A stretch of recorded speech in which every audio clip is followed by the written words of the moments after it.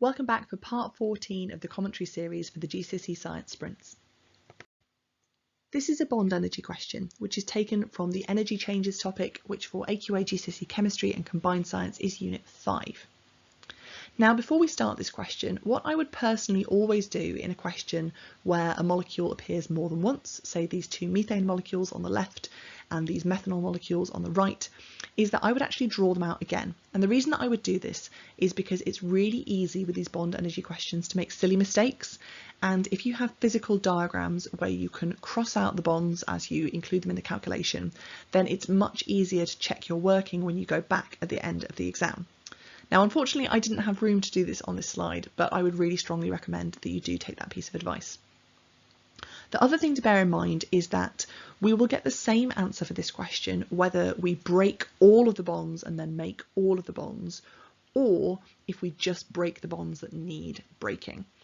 So here I've just only broken the bonds that need making, but you will often see in mark schemes that they'll include two calculations, because particularly at GCSE level, very often people are taught to break every single bond in the molecule and not worry about it too much. But if you look closely here, you'll see that actually 3 of those carbon to hydrogen bonds in the methane remain intact in the methanol.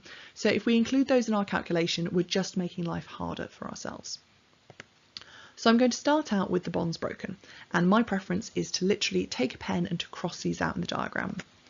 So I've got this carbon-hydrogen bond here, and because I haven't been able to draw another methane molecule, I've written a little ×2 to remind myself, and then I've got 1 oxygen-oxygen double bond being broken. In this question, we haven't been given an energy value for an oxygen-oxygen single bond, but just watch out, it's very common that people lose marks when they're given values for oxygen-oxygen or carbon-oxygen, and they're given the single and the double, and they just pick the wrong one. So I'm going to include these numbers in here, and I'm going to add up all of those and work out an intermediate value, which here is 1,368. Now, you might just want to try and put the whole calculation into your calculator, but I would really strongly recommend that you do write down this intermediate answer. And the reason for that is that if you do this and you've somehow miscalculated it, then your examiner can still give you credit for the final step of the calculation. Then for the bonds that are being made, we've got this bond between the carbon and oxygen, which obviously we need to have twice, and then this bond between the oxygen and hydrogen, which again we need to have twice. So we're going to have 2 lots of 805 and 2 lots of 464, and that gives me a value for the bonds being made of 2,538. And then what I would tend to do is actually lay this out underneath the reaction, so that the bonds broken is on the left hand side of your page and the bonds made is on the right hand side of the page, and then you just write a minus sign in between those, and it's always going to be the one on the left minus the one on the right.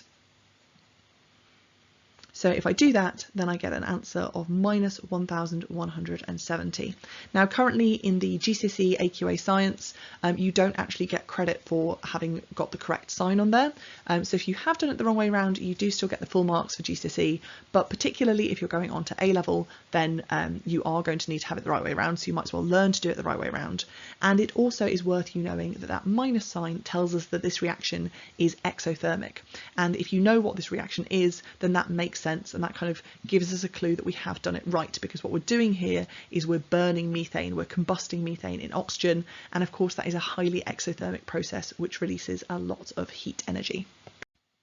Thank you very much for watching, and I hope that these narrated videos are helping with your GCSE Science revision. If you are finding them useful, then don't forget to like and subscribe for more GCSE Science revision videos coming soon.